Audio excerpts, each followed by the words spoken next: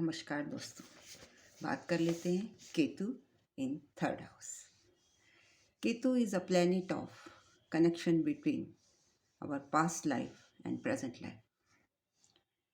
It is just like Setu, planet of moksha, liberation and salvation, knowledge, Dhwaj, Pataka, scriptures, hidden knowledge, Adhyatma, surgery, Tantra Mantra, devotion, Siddhi, belief, faith, and medical science, scissor, and healing.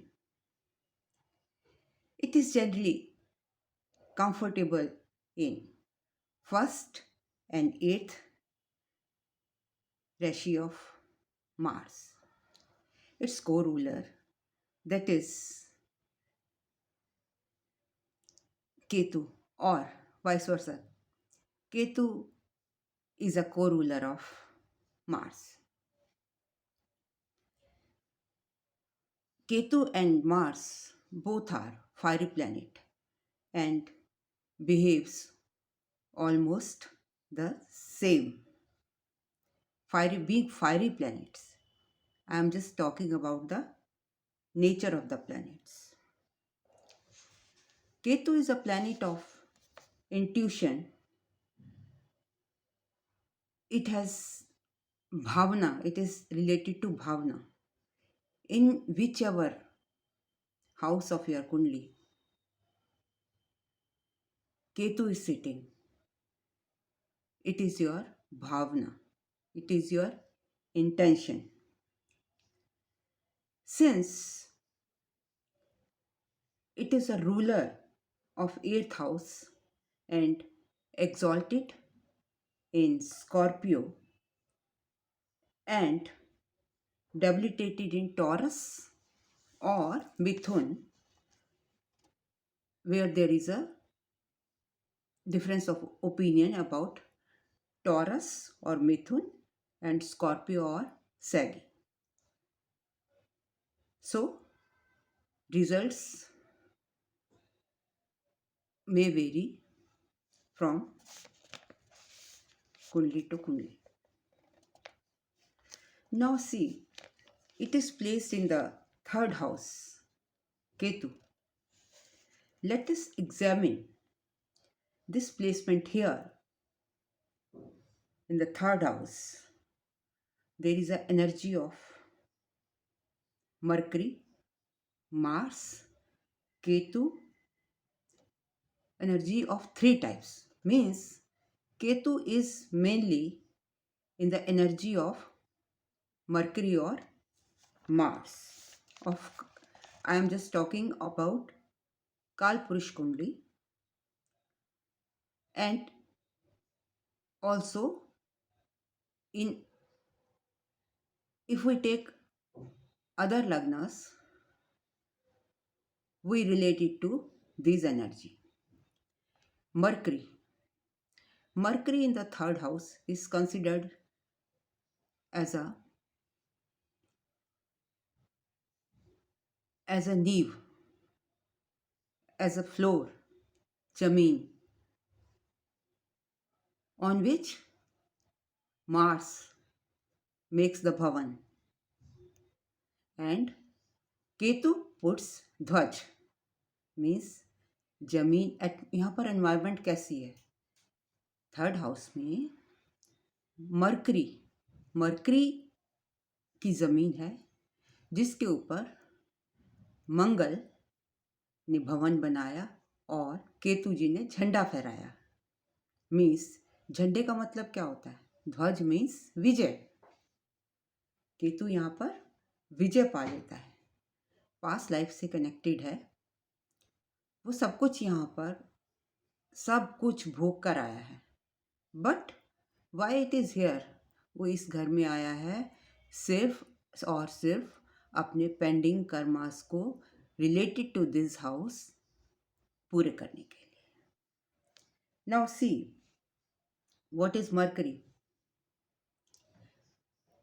Mercury is Vishnu ji, Mangal is Hanuman ji, and Ketu is Ganesh ji. अब देखिए, बुद्धि कारक भी बैठे हैं, सिद्धि कारक भी बैठे हैं, और करेज देने वाले मंगल और केतु दोनों ही। मार्स इज द कारक ऑफ थर्ड हाउस। तो एज ए कारका इस घर में बैठकर क्या देंगे केतु महाराज? केतु महाराज सबसे पहले हमें करेजियस बनाएंगे, हमें स्ट्रेंथ देंगे, हमें नीडर बनाएंगे, डिटर्मिनेशन देंगे। बट ये सब के होते हुए भी मरकरी की जमीन पर बैठी हैं, तो उसका इफेक्ट तो पड़ेगा ही पड़ेगा। तो हमारा कैसा हो जाएगा? हमारा ड्यूअल नेचर हो जाएगा। मरकरी की तरह फ्लिकरिंग माइंड हो जाएगा, हम इंडिसिजिव हो जाएंगे। क्योंकि उसके दो कारण हैं, एक तो मरकरी की राशि है और दूसरा उधर से राहु देख रहा है। वो इंडिसिजिव बनाने के साथ साथ हमें इम्पल्सिव भी बना देगा। और मंगल क्या करेगा? मंगल हमें क्रोध देगा, गुस्से का कारण है। और केतु यहाँ पर बैठकर डिटैचमेंट की चाह रहा है, कैंची काट रहा है। कौन बैठे हैं यहाँ पर? भाई बहन बैठे हैं। भाई बहनों से दूर जाना चाहता है, बिकॉज ये डिटैचमेंट का कारण है ना। ये डिटैचमेंट देता है, आइसोलेशन देता है। ये सबके बीच में नहीं रहना चाहता। इसे लगता है कि मैं जल्दी से जल्दी अपना काम खत्म करूं और मोक्ष प्राप्त करूं। तो अगर कोई भूखा व्यक्ति होगा तो वो फटाफट खाने की तरफ दौड़ेगा, लेकिन जिसका पेट ऑलरेडी भरा हुआ है, जिसने ध्वजा लगाई हुई है, तीसरे घर में उसने ध्वजा लगा दी, केतु वहाँ पैदा हो गया, तो इसका मतलब वो पास्ट लाइफ में थर्ड हाउस रिलेटेड सभी कर्मों से मुक्त होकर आया है। वहाँ पर उसने अपने बहन भाई, सगे संबंधियों, बुआ, अपने रिश्तेदारों, अपने नेबर्स, जिसका कि थर्ड हाउस सिग्निफिकेटर है, उनके प्रति अपने फर्ज पूरे कर दिए हैं। लेकिन जिस समय इसकी मृत्यु हुई तो कुछ कर्म अधूरे रह गए, और इसी वजह से ही केतु हमारी कुंडली में थर्ड हाउस में आकर केतु महाराज बैठ गए। अब वो इस जल्दी में हैं, राहु देख रहा है उनको, कि कहीं ऐसा ना हो कि मेरी फिर मृत्यु आ जाए और मेरे काम जो है अधूरे रह जाएं और मैं मोक्ष तक ना पहुंचूं। तो वो इम्पल्सिव नेचर के हो जाते हैं, जल्दी जल्दी अपने काम को खत्म करते हैं। जब केतु थर्ड हाउस में होता है तो ऐसा भी देखा गया है कि पिता की अर्ली मृत्यु हो जाती है, और उस केस में सूर्य और राहु कंजंक्शन में 9th हाउस में बैठे होते हैं। इन दैट केस ऐसा होता है, अदरवाइज नॉट ऑलवेज। तो ऐसे लोगों को बचपन में ही बहुत सी जिम्मेदारियां उठानी पड़ती हैं, बहुत सी, मतलब इनकी जो बचपन की लाइफ है वो इतनी आसान नहीं होती। इन्होंने बहुत पेन्स और सॉरोस सहे होते हैं, उसके थ्रू गुजरे होते हैं। अपने बहन भाइयों की जिम्मेवारी, हो सकता है माँ बाप कहीं दूर रहते हो सकता है माँ बाप पैरालाइज्ड हो, मदर ना हो, फादर हो बेसिकली। तो इनको बेसिकली उनकी जिम्मेवारी लेनी पड़ती है, और ये धीरे धीरे अपनी मिडिल एज तक आते हुए जिम्मेवारियों को निभा चुके होते हैं। लगभग 42 और 45 की एज तक पहुंचते पहुंचते इन्हें ये एहसास हो जाता है कि मैंने अपनी जिम्मेवारी पूरी कर दी थी।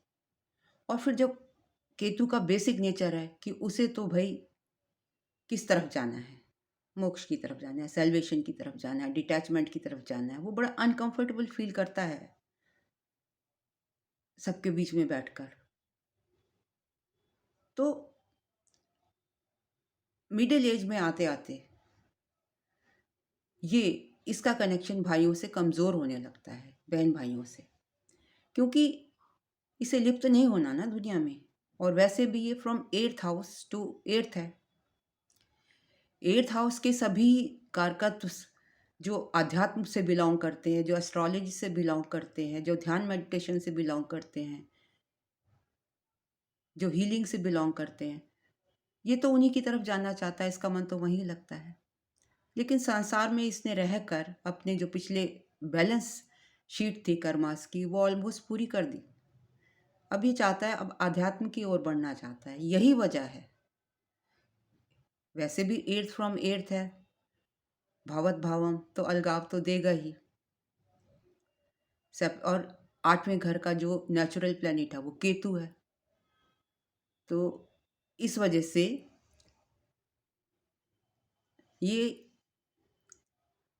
भाइयों से बहनों से अलगाव देने की स्थिति में आ जाता है। हाँ, अगर आपकी कुंडली में, हमेशा ऐसा नहीं होता, अगर आपकी केतु की दशा चल रही हो, अंतरदशा चल रही हो, या तो ज़्यादा इफेक्ट होता है, और अगर केतु वेल प्लेस्ड है तब इसका रिवर्स होगा, तब ऐसा नहीं होगा। और वेल प्लेस्ड कब होता है? जब आपकी कुंडली में मंगल और बृहस्पति अच्छी स्थिति में होते हैं। केतु मंगल फ्रेंड है। केतु को कौन कंट्रोल कर सकता है? आइदर मंगल और बृहस्पति जो इसके गुरु हैं। केतु जब इस घर में बैठा होता है तो बहुत करेजियस होता है, बहुत पुरुषार्थी होता है।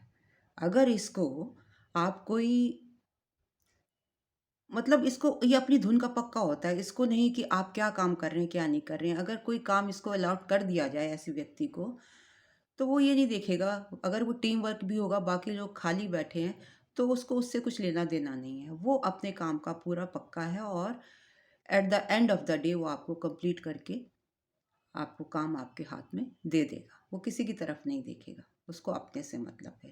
बहुत करेजियस है, बहुत मेहनती है। और अगर उसको ऑब्स्टेकल्स आते हैं कोई भी काम को, किसी गोल तक पहुंचने को, तो वो उसको रिमूव कर देता है, हर्डल्स को रिमूव करता है, करके आगे बढ़ जाता है। एडवेंचरस है, उसको एडवेंचर करना बहुत अच्छा लगता है, पहाड़ों पे जाना बहुत अच्छा लगता है उसको। केतु को शॉर्ट जर्नीज बहुत अच्छी लगती हैं।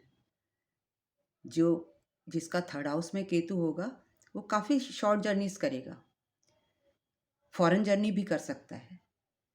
बट ज़्यादा जर्नीज उसको मज़ा कब आएगा? जब वो पिलिग्रिमेज से जुड़ी हुई होंगी, आध्यात्म से जुड़ी हुई होंगी। ऐसी जगहों पर जाना केतु को बहुत पसंद है। केतु तीसरे घर से बैठकर 7वें घर पर और 11वें घर पर दोनों पर दृष्टि डालता है। तो क्योंकि इसकी 5वीं दृष्टि 7वें घर पर, मैरिज हाउस पर पड़ रही है, तो वहाँ भी थोड़ी डिस्टर्बेंस क्रिएट करता है। और क्योंकि ये 11वें घर को देख रहा है, 11वां घर डिज़ायर्स का है, वेल्थ का है, तो भरपूर वेल्थ होती है ऐसे व्यक्ति के पास। हेल्थ वेल्थ सब होती है। अगर हाँ हेल्थ की बात करें तो केतु हमारे थ्रोट से जुड़ा हुआ है, हमारी बाजुओं से जुड़ा हुआ है। तो हमें थ्रोट संबंधी, जैसे थायराइड, नेक संबंधी, बाजू संबंधी स्पॉन्डिलाइटिस, या मरकरी संबंधी, नसों संबंधी न्यूरो प्रॉब्लम, इस टाइप की प्रॉब्लम्स हो सकती हैं। केतु ड्राइविंग भी शो करता है। जब तीसरे घर में बैठता है तो ये ड्राइविंग भी शो करता है। तो क्या करेगा? सीधा नहीं जाएगा, टेढ़ा मेढ़ा, टेढ़ा मेढ़ा आपको टेढ़े मेढ़े रास्तों से ले जाएगा। भूल जाता है ये रास्ता अपना। जब बात करता है, सेंटेंस, एक सेंटेंस पूरा नहीं हुआ होता तो दूसरा शुरू कर देता है।